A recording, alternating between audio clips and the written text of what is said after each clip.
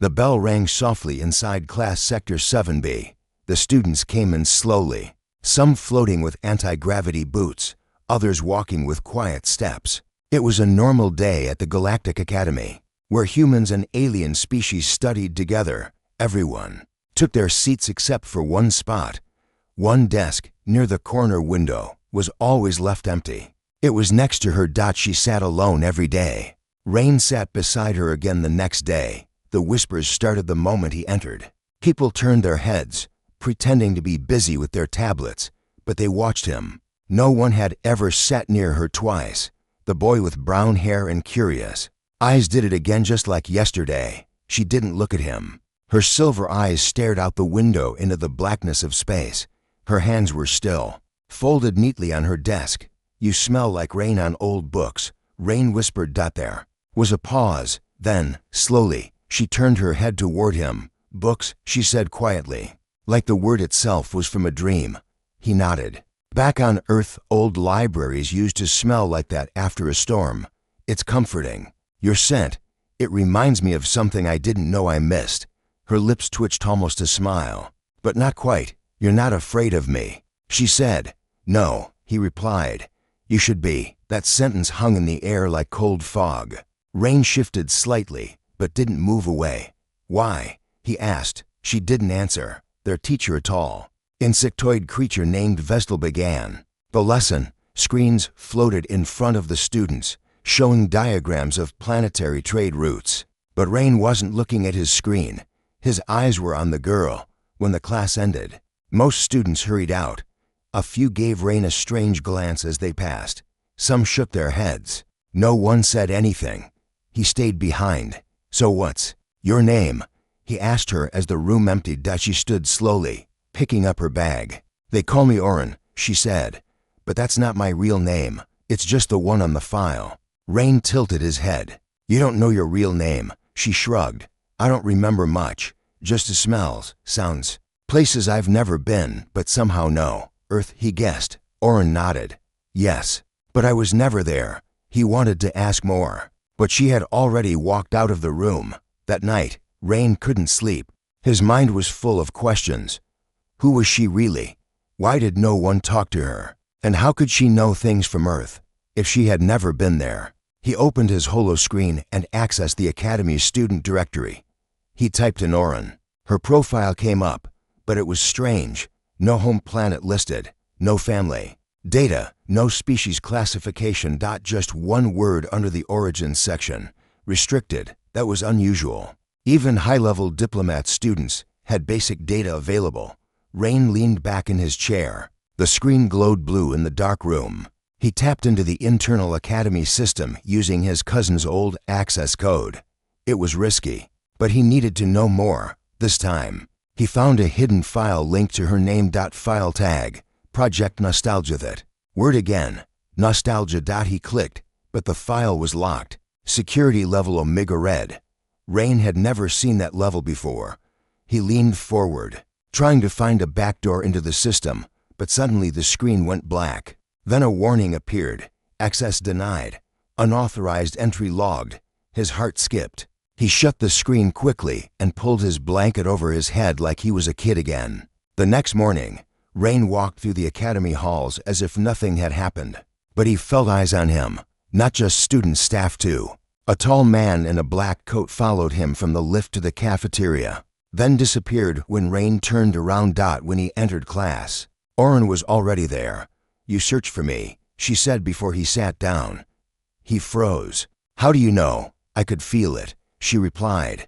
"They know too. You should stay away from me." He looked at her calmly. "Not a chance." This time, she smiled. It was small, sad, but real. "I remember a song," she said suddenly, "from Earth, but no one taught it to me." She hummed a melody. It was soft and slow, like something played on an old radio. Rain's eyes widened. He had heard it before in one of his grandmother's recordings from over 100 years ago. "That's impossible," he whispered. "Is it?" Oren said. "Or is it something they don't want you to remember?" The bell rang again. Students poured into the room. The moment was gone. But something had changed. That night, Rain received a message on his personal tablet. no sender, no subject. Just one line, stay away from the nostalgic one. He stared at it for a long time. He thought about deleting it, reporting it, ignoring it. Instead, he opened a private folder on his device and started a journal. Entry 1 Oren. She smells like rain and memory. And somehow, I think she's the key to something Earth lost long ago. He hit save and closed the screen. Far away, in the staff monitoring room, a man watched the feed from Rain's dorm. He leaned forward, eyes narrowing. We've got a problem, he said to someone behind him. The human's getting due. Close a voice replied from the shadows. Then maybe it's time we remind the girl why she was made. The wind didn't exist inside the academy, but Rain felt cold. He walked fast through the lower corridor of the station, eyes darting left and right.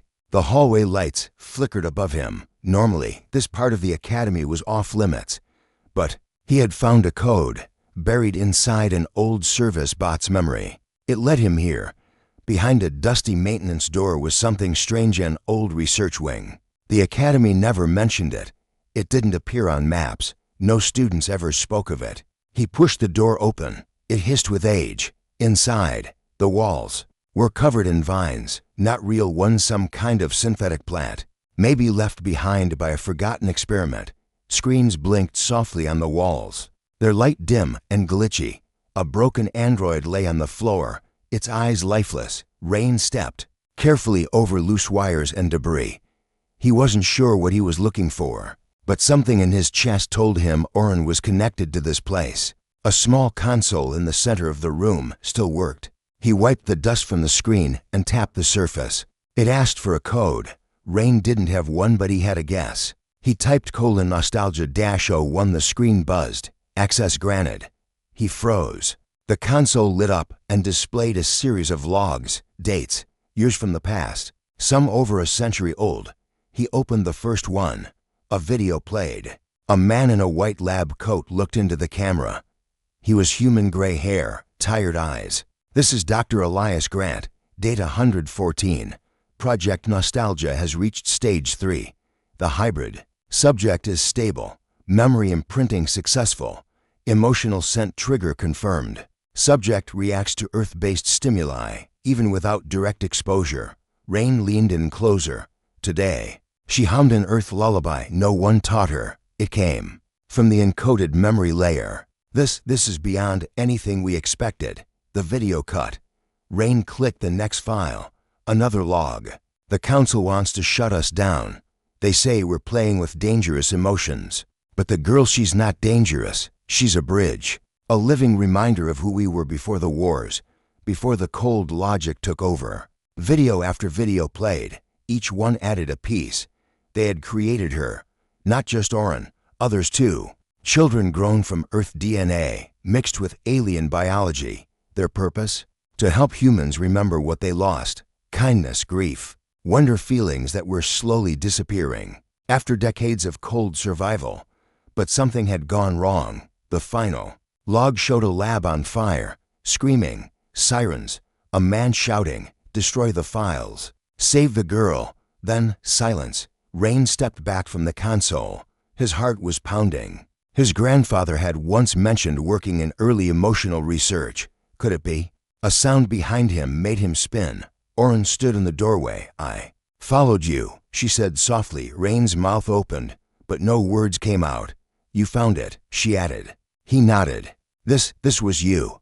They made you here. She walked toward the console. Her eyes reflected the screen's blue glow. I was never meant to be found.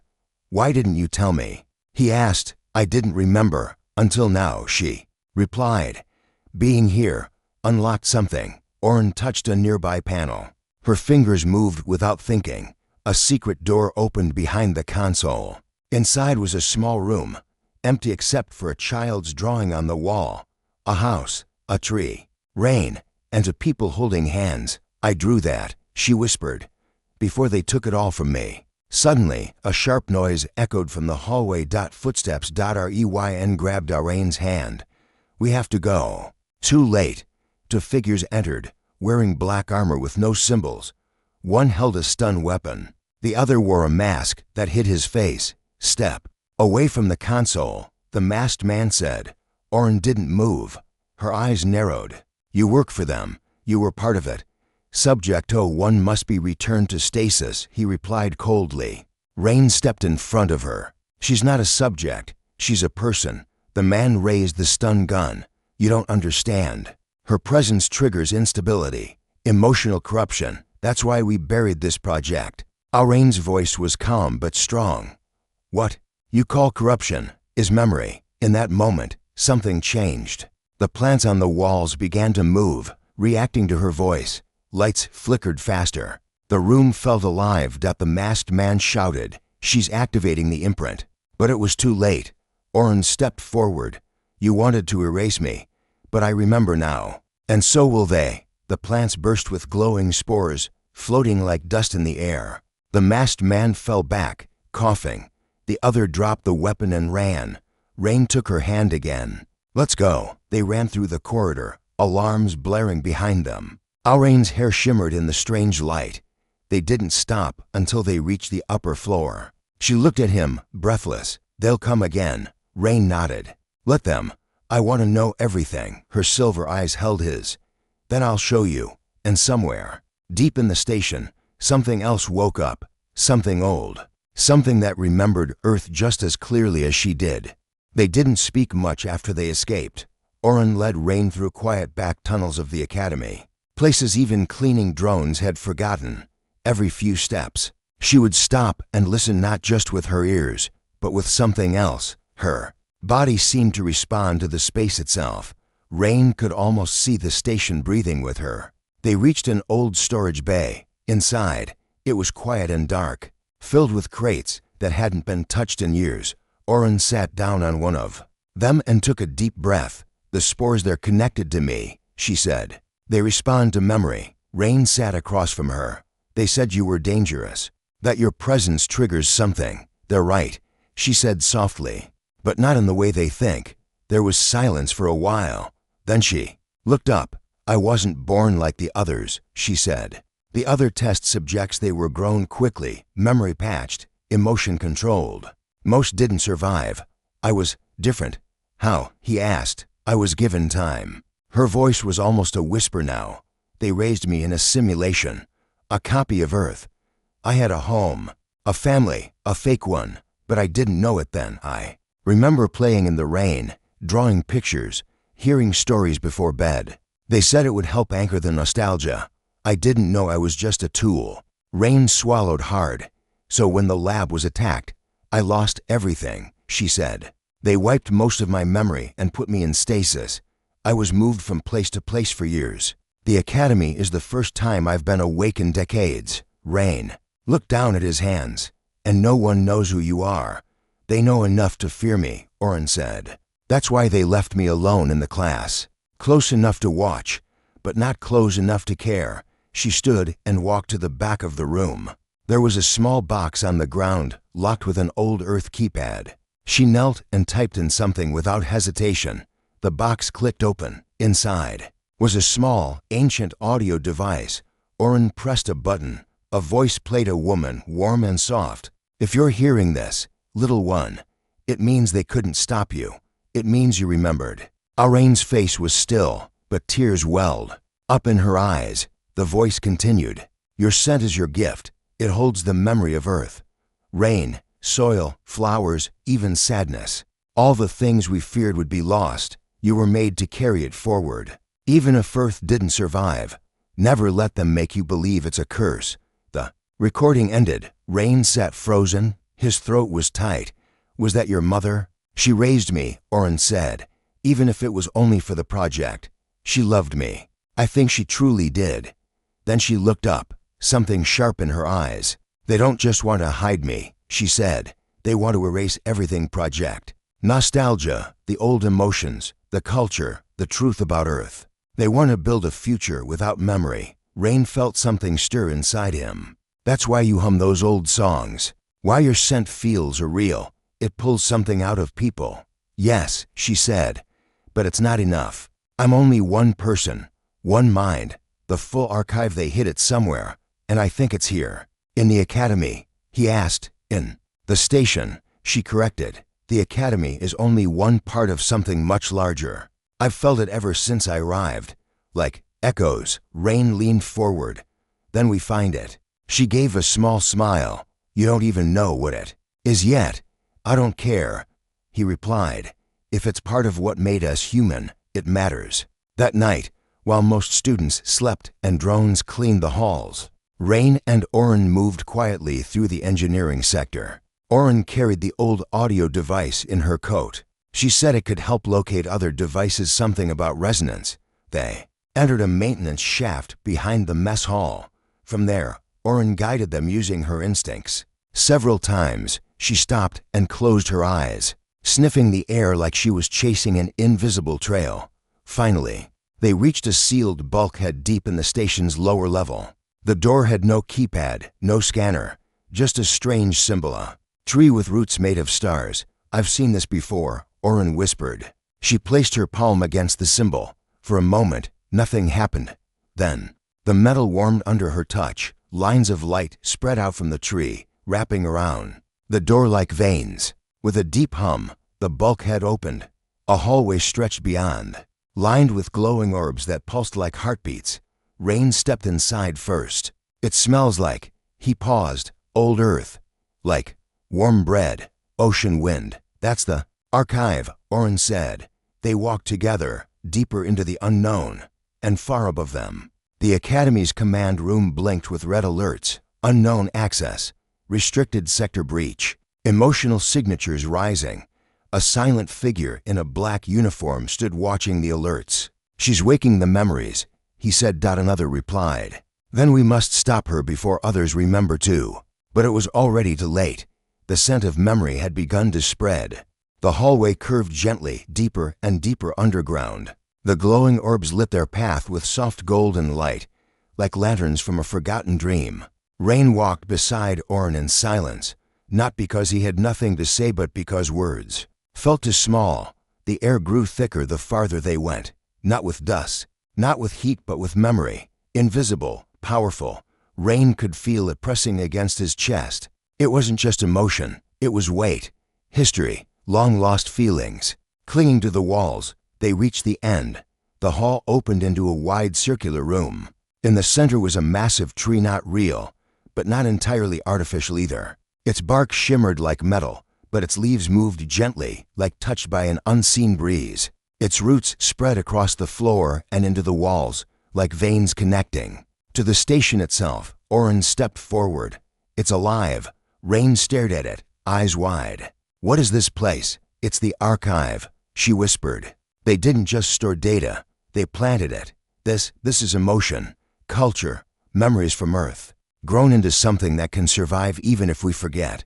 She placed her hand on the bark. The tree responded. A wave of warmth filled the room. Images flickered in the air, laughing children, oceans, music, books, snow, not videos, not holograms. Feelings. Reyn gasped as a vision passed through him. A man and woman dancing in a quiet room, holding each other like they had nothing else in the world. He didn't know them, but he felt everything they felt. It's showing us what we lost, he said. And what we still carry, Oren replied.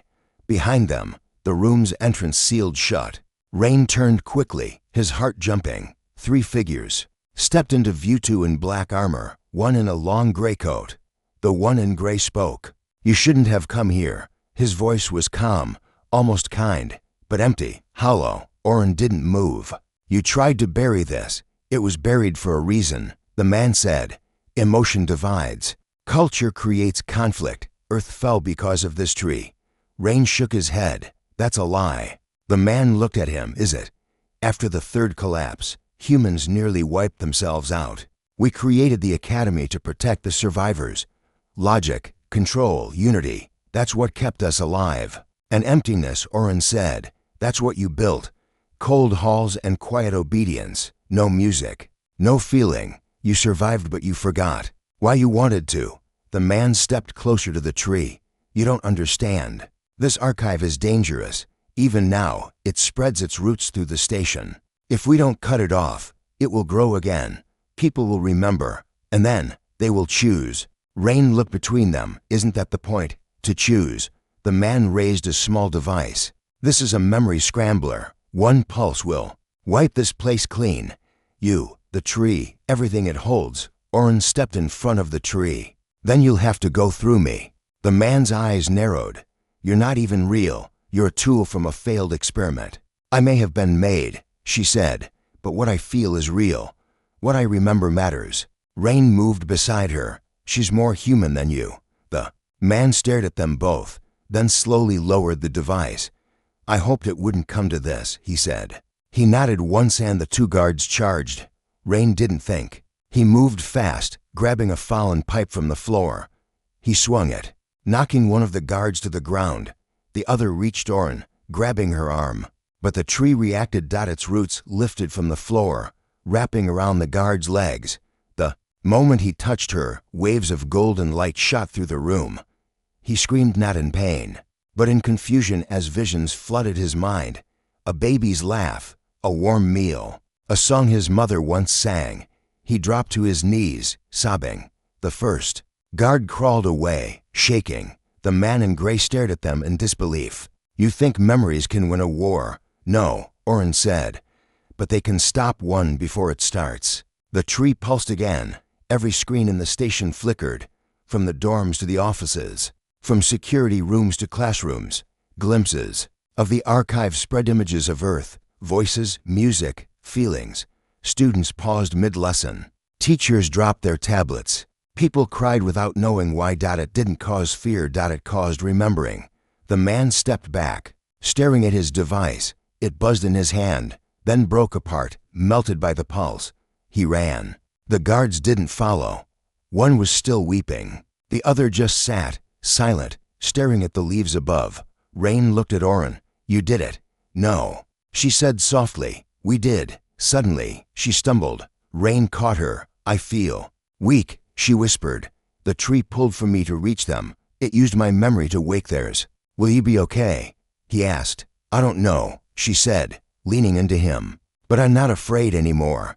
He held her for a long moment as the light from the tree faded into a gentle glow round them. The station was different now, warmer, alive. The memories had spread, and nothing would be the same again. Oren hadn't spoken for hours. She lay on a soft floor of lightroot moss. Deep inside the archive chamber, her breathing slow and uneven. Her skin shimmered less now. The glow that once danced around her had faded into quiet flickers. She looked like someone slowly dissolving into memory. Reyn stayed beside her. He wiped her forehead with a damp cloth and checked her pulse every few minutes. Even though he didn't know exactly what was normal for someone like her, her pulse was there, gentle, like a drum to far away. You gave them everything, he whispered. She opened her eyes, barely. I had to. Her voice cracked like old paper. All of them. They forgot what it felt like to feel. So I let them borrow mine. Rain held her hand. It was cold. Not dead cold. Just tired. You're not a battery, he said. You're not a tool. You're Oren. She smiled faintly. Oren isn't even my real name. It is now, Rain said, because I gave it meaning. Same way you gave this whole place. Meaning again. Above them, the tree still pulsed softly. Its leaves moved like breath. Outside the archive, the station had changed. Students stopped walking in straight lines. Laughter returned to the halls. A girl painted stars on her dorm wall. A boy played an instrument long forgotten in his grandmother's chest. The academy's silence had cracked, but not everyone welcomed it. In the command chamber, a group of officials watched the station's live feed in silence. Too much had changed too fast. Students were connecting, dreaming, asking questions. Emotion was spreading faster than any disease. The lead officer, Marshal Vrin, paced behind them. This is why Project Nostalgia was locked away, he said. You give people feeling, and they stop obeying. They start remembering, and when they remember, they resist. Orders, sir, asked one of the assistants. Vrin didn't hesitate. Seal the archive. Contain the girl. If that fails, purge. But sir, the assistant hesitated. The boy is with her. The humans might. I don't care. Nostalgia is infection. One that must be burned out. Rain didn't know they were coming yet. He only knew that Oren was fading. I think you left too much of yourself in them, he said. Oren gave a weak nod. That was the point. There has to be a way to bring you back, he said. She looked toward the tree. Maybe, but it can't come from me. I've already given all I had. It has to come from something, or someone else. The tree shimmered suddenly. One of its roots pulsed brighter than the rest. It lifted from the ground, curling toward Rain like it recognized him. He stood. The tree reached toward his chest, but didn't touch him. It waited. What do you want from me? He whispered. Oren looked up. You're connected to it too. He shook his head. I'm just a normal student. I don't even feel that special. She smiled again. Your grandfather helped build me. He believed in memory. Maybe it lives in you too. The tree responded. A soft stream of golden light poured from the root and wrapped around Rain's wrist. It wasn't painful. It was warm, familiar. The way a childhood memory feels before you fully remember it. Images filled Rain's mind. Not his own but others. Millions of tiny moments. A mother brushing her daughter's hair. A man building a small wooden boat. Laughter around a campfire. All these feelings, waiting to be held again. Then he felt it. His own memories real. One's the sound of his father's voice. The old music his grandmother used to hum. The one Oren had once remembered too. And somehow, that shared memory formed a bridge. The light from the tree surged. It passed from Rain into Oren. Slowly, her chest rose deeper. Her skin brightened. Her fingers twitched. The color returned to her face.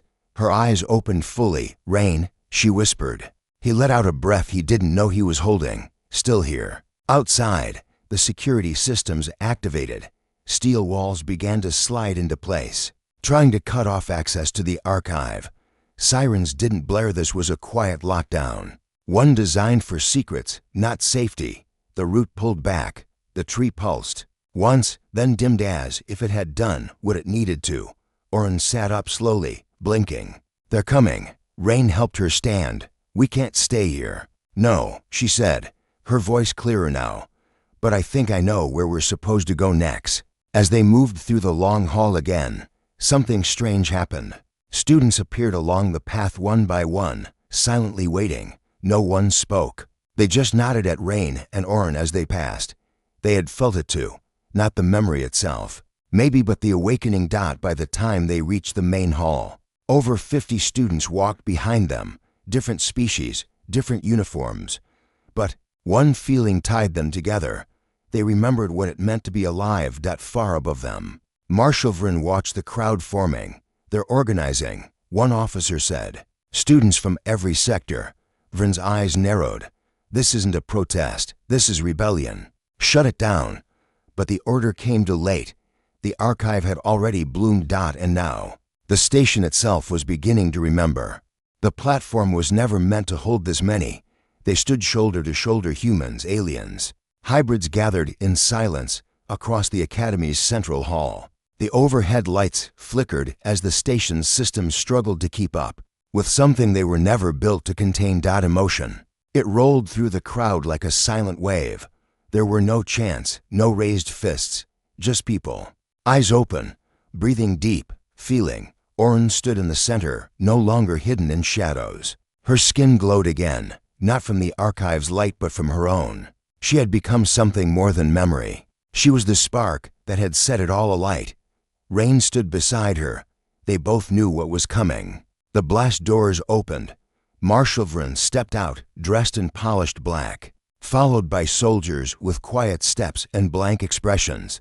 He looked over the crowd, unmoved. You're all under lockdown protocol, he said calmly. Return to your rooms immediately. No one moved. Vryn raised his voice, just slightly. This is not a request. You are participating in an illegal emotional cascade. You are threatening unity. Still, silence. Rain stepped forward.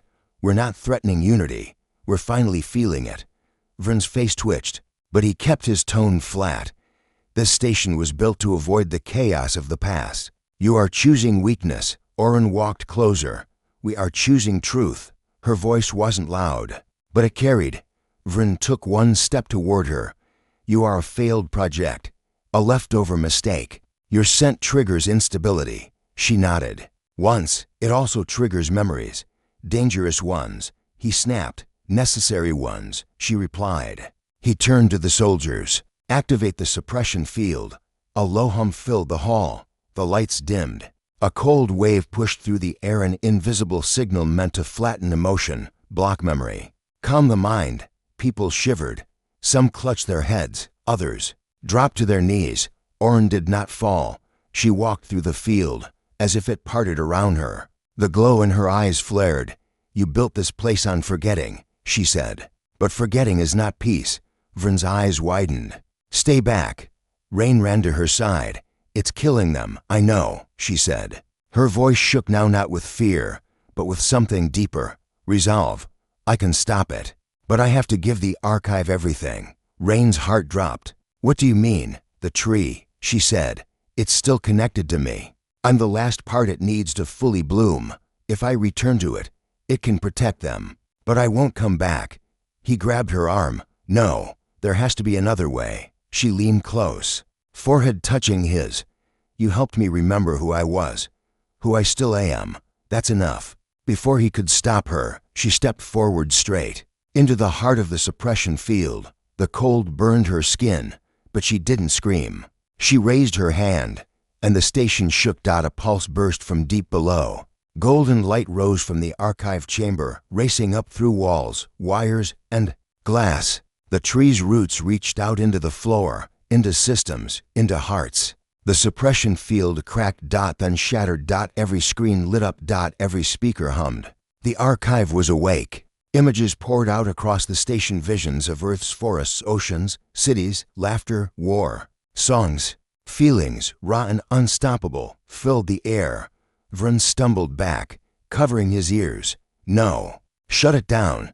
But there was nothing left to shut. Oren glowed like a star now. Her body lifted gently off the ground, surrounded by swirling memory. The scent, the one everyone once feared, was everywhere now.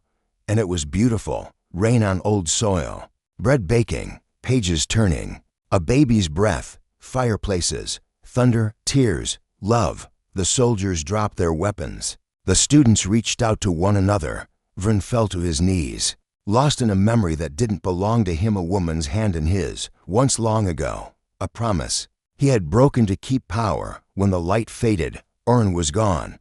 Where she had stood, a small glowing flower remained, planted in the metal floor. Rain picked it up, holding it gently. Tears streamed down his face, but he smiled.